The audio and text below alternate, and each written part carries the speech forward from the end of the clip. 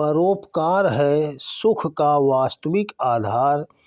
मनुष्य जैसे विकसित प्राणी के लिए सुख पाने की लालसा स्वाभाविक है।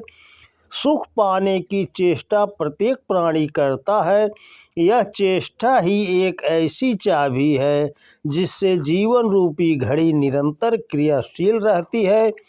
घड़ी में चाबी नहीं देने पर वह बंद हो जाती है। उसी प्रकार यदि सुख पाने की चेष्टा समाप्त हो जाए तो यह जीवित रहते हुए भी मर जाता है। सुख का आधार व्यक्ति की मनोभूमि पर आधारित होता है। इस कारण यह नहीं कहा जा सकता कि अमुक वस्तु के उपभोग में सुख मिलता है। सूअर के लिए गंदगी कीचड़ दुर्गंध सुखदायक है, क्योंकि उसकी मन स्थिति इसी प्रकार की है, किंतु मनुष्य के लिए वही सब दुखदाई होती है। यही नहीं, भिन्न भिन्न मन स्थिति के मनुष्यों में भी सुख की सामग्रियां भिन्न भिन्न होती हैं। शराब पीने वाले व्यक्ति के लिए शराब सुख प्रदान करती है, किंतु जो इस विभीषिका से परिचित हैं वे तो इसे छूना भी पाप समझते हैं। ईश्वर ने जितनी सुख सुविधाएं मनुष्य को प्रदान की है, अन्य किसी जीव को प्रदान नहीं की है।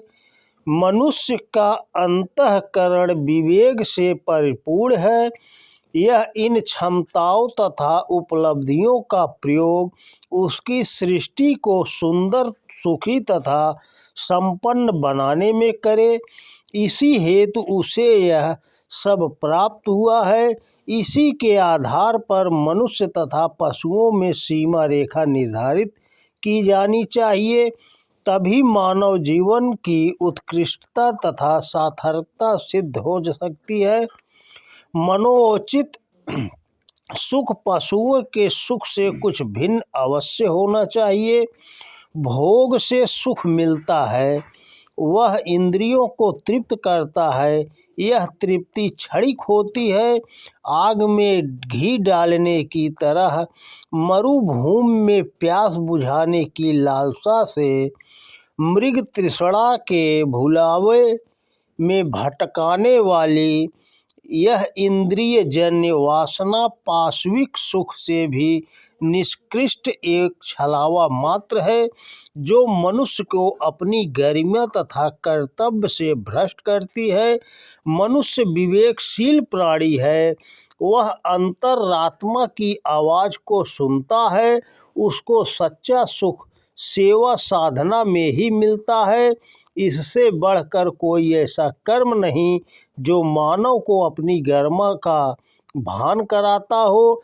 मेरे पास 4 रोटी है, इसमें मैं अपनी क्षुधा पूर्ति कर लेता हूँ। मेरी इंद्रियों को क्षणिक सुख मिल जाता है, किंतु इससे मेरी भूख सदा के लिए मिट नहीं जाती। मुझसे भी अधिक भूखा कोई है और उसे उनमें से 2 रोटियां दे देता हूँ तो मेरी आत्मा में उस भूखे की तृप्ति देखकर जो आनंद मिलेगा वही सच्चा सुख है। भगवान ने इसी कारण मनुष्य को सामर्थ्य इतनी अधिक दी है कि वह इतना उपार्जित कर सकता है जिसके 10वें हिस्से में उसकी शारीरिक आवश्यकताएं पूरी हो जाती हैं। शेष जो भाग यदि यह उस समाज के हित में लोग मंगल के लिए प्रयुक्त करे जिसका कि यह चिर ऋणी है, तभी यह सुख पा सकता है। समाज का ऋण उतारने का कुछ भी प्रयास न करें तो हम सच्चे अर्थों से सुखी हो भी नहीं सकते। किसी ने ठीक ही कहा है कि ईश्वर ने उपार्जन के लिए हाथ 2 दिए हैं तथा उदर पोषण के लिए मुंह एक ही दिया है।